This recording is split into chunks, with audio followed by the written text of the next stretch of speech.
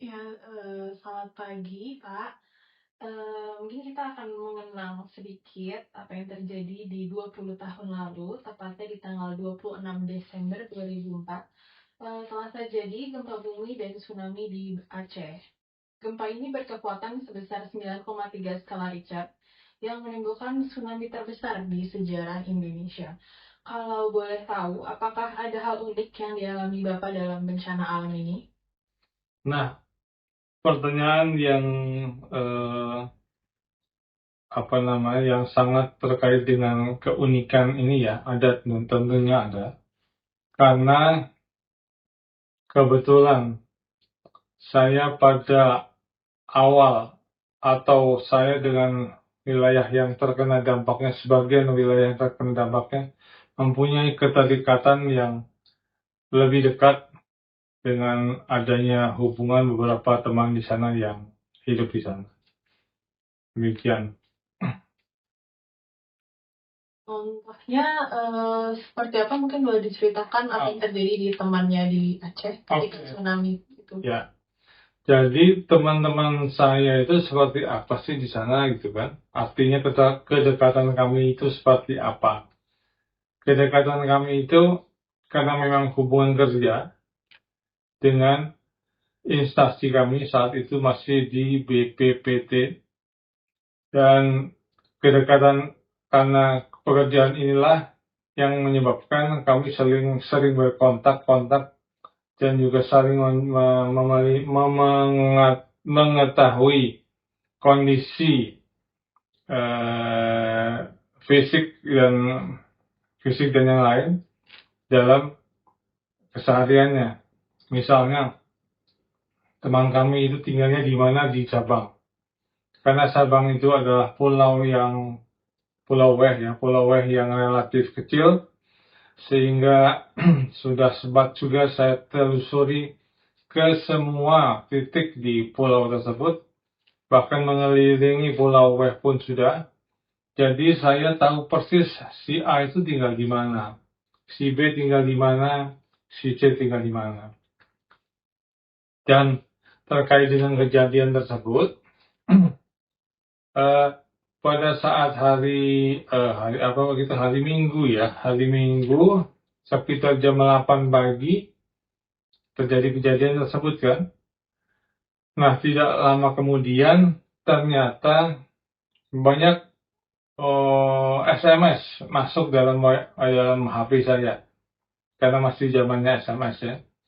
Kemudian saya tidak bisa menjawab, saya tidak bisa membaca dan menjawab. Membacanya karena memang saya tidak bisa membuka HP tersebut. Karena karena yang banyak sekali SMS, dan saya kebetulan hari Minggu pagi itu baru saja pulang dari kantor. Dalam bekerja 2 hari sebelumnya saya di kantor, dari hari Jumat, Sabtu, sampai hari Minggu. Nah, kejadian itu saya ketahui setelah siang, kalau tidak salah, setelah siang saya melihat berita tersebut dan segera membuka televisi. Kalau tidak salah waktu itu yang menyiarkan secara langsung itu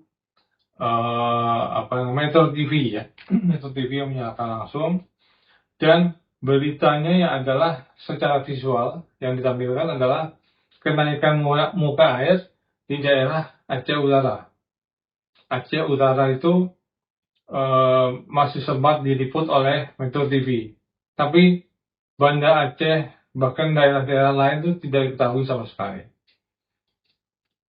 Saya langsung kontak ke teman-teman saya di Pulau Weh, di Sabang, tidak ada berita sama sekali. Lalu saya bersama dengan rekan sejawat melihat, kami langsung berkumpul hari itu, Minggu siang itu, kami melihat peta, kondisi peta di Aceh itu seperti apa, dan titik gempa buminya di mana. Setelah kami tahu titik gempa buminya itu di daerah sekitar Pulau Simelu, maka kota yang terdekat di sana yang di Pulau Sumatera, yaitu Melaboh, itu kami mungkin bisa beranggapan bahwa ini kota sudah hancur. Karena apa? Karena besarnya gempa bumi tersebut dan itu akan mengakibatkan tsunami yang sangat besar. Kami tidak tahu sama sekali kondisi di daerah Aceh, Banda Aceh, dan kondisi di Sabang. Tetapi asumsi kami adalah Sabang itu adalah yang langsung berhadapan dengan Samudra Hindia, di mana salah satu sumber dari tsunami tersebut adalah di daerah Samudra Hindia tadi. Jadi saya bisa dikatakan, mohon maaf, beranggapan bahwa teman-teman di Sabang itu sangat terakibat oleh peristiwa ini. Begitu. Yang buat saya kaget. Baik. Kalau boleh kita mundur lagi sedikit, tadi Bapak bilang ada temannya yang memang asli warga lokal di Aceh. Pas tahu berita itu, apakah ada upaya untuk menghubunginya langsung ataupun keluarganya, atau apakah ada cerita terkait teman Bapak yang memang tinggal di Sabang? Ya, saya ada banyak teman di Pulau Weh ini ya, dan dari keluarga yang berbeda-beda. Dan pada saat itu, hari Minggu itu, saya coba kontak ke mereka melalui nomor handphone yang saya punya. Itu tidak ada jawaban sama sekali. Sama sekali tidak jawaban.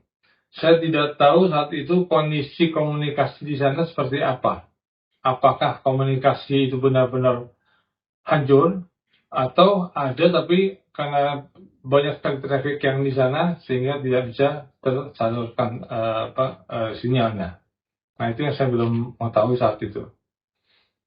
Tapi kemudian hari Selasa, jadi 2 hari ya, hari Minggu, Senin, Selasa. Jadi selama dari hari Minggu sampai hari Selasa itu pemberitaan di Metro TV hanya berulang itu saja, itu saja. Tidak ada berita-berita yang lain. Tidak ada berita yang lain yang menginformasikan secara visual hal-hal yang baru. Kemudian hari Selasa itu sekitar mungkin jam setengah 12 siang ya. Tiba-tiba di lab saya di Jalan Tamrin sana ada telepon masuk dan kemudian saya mengangkatnya sangat kaget karena dari ucapannya kemudian memperkenalkan diri, yang mengkontak itu adalah sebut saja namanya Pak Wardi.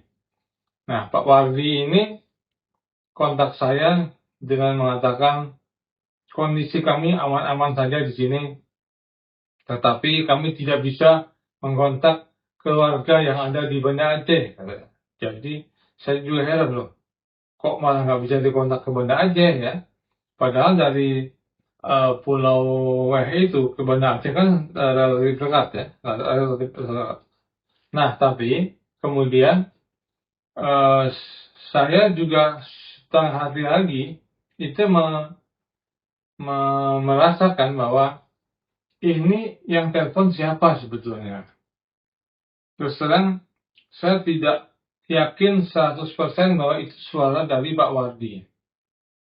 Kenapa? Ya, entahlah, pada saat itu saya berkeyakinan bahwa tidak 100% benar beritanya. Tapi kemudian Pak Wardi memberikan saya nomor-nomor telepon saudaranya yang ada di Banda Aceh yang dimana beliau minta saya untuk telepon ke sana mencari tahu beritanya. Kemudian oke, saya sanggupi dan kemudian saya coba telepon dari Jakarta ke Banda Aceh.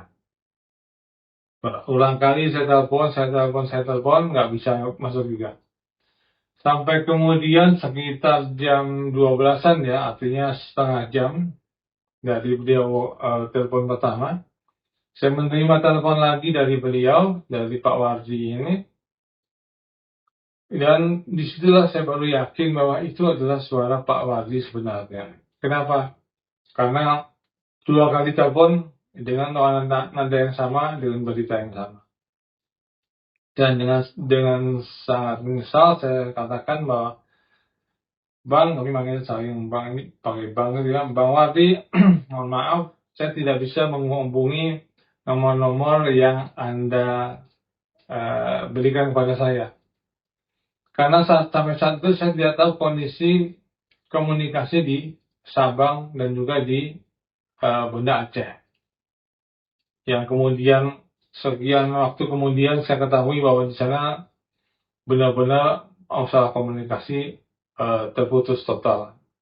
Jadi keraguan-raguan saya terhadap suara ini menjadi sesuatu yang besar sekali bagi saya, karena yang bicara adalah teman saya, saudara saya gitu. Saya anggap sudah saudara saya yang mengkontak ke saya, dan saya tidak bisa menolongnya sama sekali.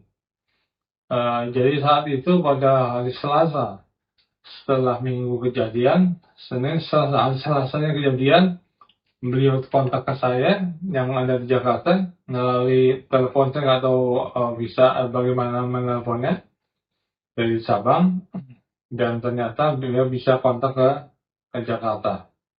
Begitu yang saya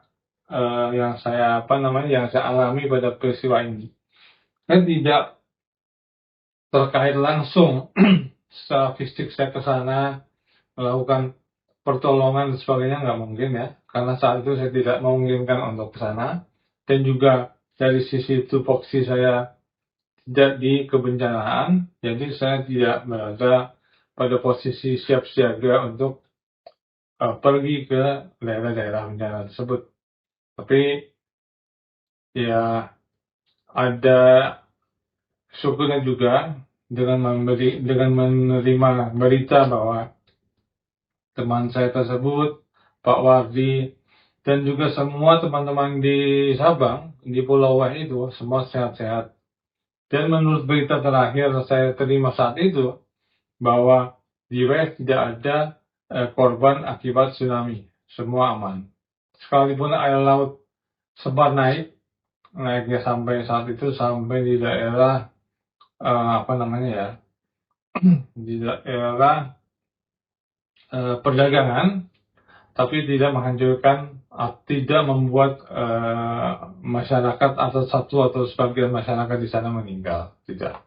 Hanya sebagian wilayah sana yang menerima beberapa jasad yang kemudian diketahui bahwa beliau itu adalah kiriman dari Banda Aceh. Jadi jasad yang meninggal di Banda Aceh terbawa oleh arus dan sebagainya mengarah ke Pulau Sabang tadi. Kalau nggak salah waktu itu ada 11 orang atau seberapa saya lupa.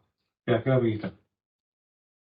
Baik, jadi walaupun Sabang itu adalah pulau yang paling dekat dengan Samudra Hindia, surprisingly tidak ada dampak yang besar di sana, melainkan lebih banyak mengenai ke Banda Aceh. Iya, betul. Sebenarnya kenapa Sabang itu tidak hancur karena tsunami? Nah, oke. Itu ada penjelasannya lebih fisik ya, secara fisik itu bisa saya jelaskan, tapi mungkin di lain kesempatan ya, tidak pada saat ini. Karena saya mempunyai gambar kondisi Pulau Weh dari satelit, kemudian analisis spasial dari sisi ketinggian permukaan laut, ketinggian kedalaman laut yang ada di sekitar Pulau Weh tersebut. Dari sana kita bisa tahu kenapa Pulau Weh tadi tidak hancur. Ya alhamdulillah tidak hancur, tapi sesuatu yang kadang membuat pemikiran saya ada pertanyaan aneh pada saat-saat awal kejadian, bahwa wah ini kok kenapa gak hancur ini? Saya perkirakan ini lebih hancur daripada yang lain gitu. Terima kasih banyak Bapak atas sharingnya hari ini. Mungkin kita akan berjumpa di lain waktu. Oke, sip.